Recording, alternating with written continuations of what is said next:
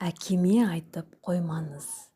Олар өте бақытты отбасы болатын. Бірақ бір күні анасы ауру себебінен сүйікті күйеуі және енді ғана 3 жасқа толған сүйкімді қызын тастап, бұл дүниемен қоштасты. Сәби күн сайын әкесінен «Мамам қашан қайтып келеді?» деп сұрайтын.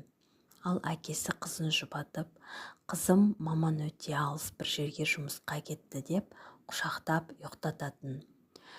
Сөйтіп жүріп қызы 6 жасқа шыққан жылы әкесі мейірбан, ақкөңіл бір әйелмен танысады. Бір күні әкесі қызына «Қызым, маман қайтып келетін болды.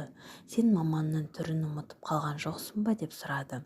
Кішкене сәби ары ойланып, бері ойланып, басын шайқайды. Әке қызын аяп кетті. Әрі бір жағынан сәл де болса жеңілдеп қалғандай сезінді. Ол әлі де бала ғой.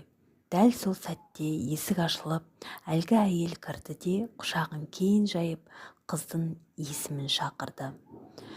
Сәл таңырқап, жатырқап тұрған қызына әкесі «Қызым, маманды танымадың ба? Тез мама деп шақыра ғой барып» деді.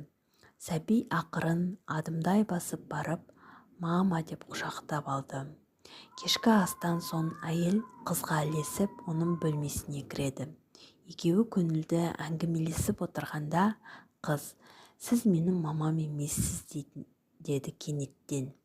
Әйел әрі тосырқап, әрі таңырқап қалды. Сәби қыз шошып қалған әйелдің қолынан ұстап, бәсең үнмен «Менің мамам қайтыс болған. Мен оны атам мен әжемнің әңгімелерінен біліп алғанмын. Мұны тек атам, мен және әжем үшеуміз ғана білеміз. Әкем мен басқалар білмейді. Олар әлі күнге дейін мамамды тірі, алыс бір жерге жұмысқа кетті деп ойлайды» деді. Жылап жіберуге шақ қалып тұрған әйелдің құлағына сыбырлап: «Бұл екеуміздің ортамыздағы сыр болсын. Әкеме айтып қоймаңыз. Ол білсе сөзсіз азаптанып жылайды» деді, жаңа тапқан анасын құшақтап.